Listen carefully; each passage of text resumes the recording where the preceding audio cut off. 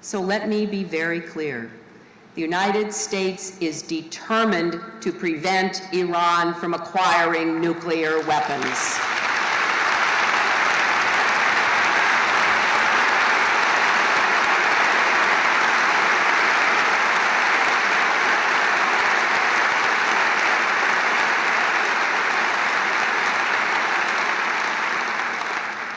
Now, for most of the past decade, the United States, as you know, declined to engage with Iran. And Iran grew more, not less, dangerous. It built thousands of centrifuges and spurned the international community, but it faced few consequences. President Obama has been trying a different course designed to present Iran's leaders with a clear choice. We've made extensive efforts to re-engage with Iran, both through direct communication and working with other partners multilaterally to send an unmistakable message. Uphold your international obligations. And if you do, you will reap the benefits of normal relations. If you do not, you will face increased isolation and painful consequences. We took this course with the understanding that the very effort of seeking engagement would strengthen our hand if Iran rejected our initiative. And over the last year, Iran's leaders have been stripped of their usual excuses. The world has seen that it is Iran, not the United States, responsible for the impasse. With its secret nuclear facilities, increasing violations of its obligations under the non-proliferation regime, and an unjustified expansion of its enrichment activities, more and more nations are finally expressing deep concerns about Iran's intentions. And there is a growing international consensus on taking steps to pressure Iran's leaders to change course.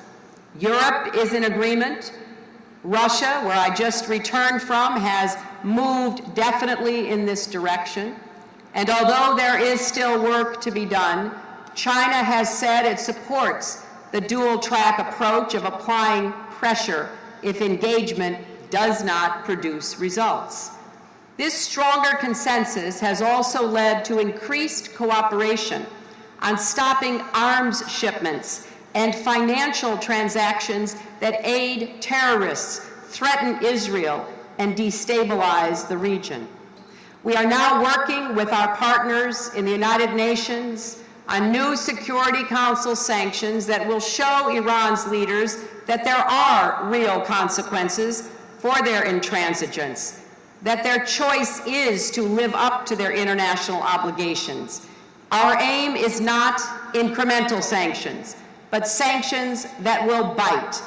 It is taking time to produce these sanctions, and we believe that time is a worthwhile investment for winning the broadest possible support for our efforts. But we will not compromise our commitment to preventing Iran from acquiring these nuclear weapons.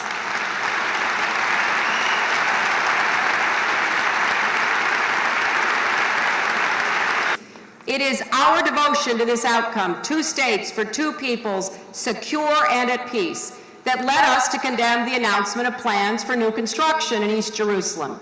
This was not about wounded pride, nor is it a judgment on the final status of Jerusalem, which is an issue to be settled at the negotiating table.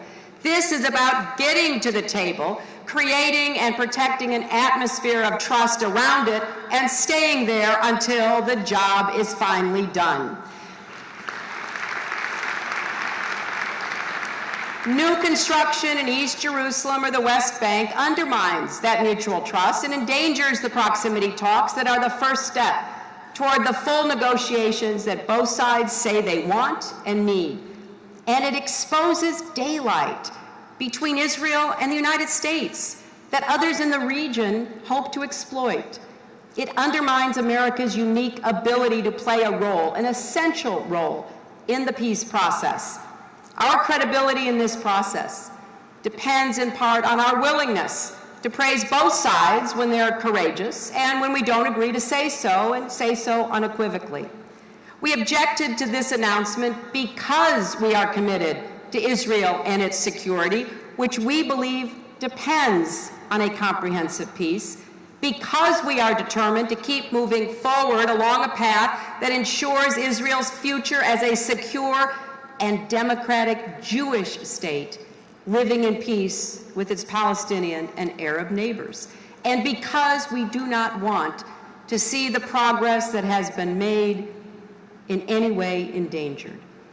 When Prime Minister Netanyahu and I spoke, I suggested a number of concrete steps Israel could take to improve the atmosphere and rebuild confidence. The Prime Minister responded with specific actions Israel is prepared to take toward this end. And we discussed a range of other mutual confidence-building measures. Senator Mitchell continued this discussion in Israel over the weekend and is meeting with President Abbas today. We're making progress. We're working hard. We are making it possible for these proximity talks to move ahead. I will be meeting with Prime Minister Netanyahu later today, and President Obama will meet with him tomorrow.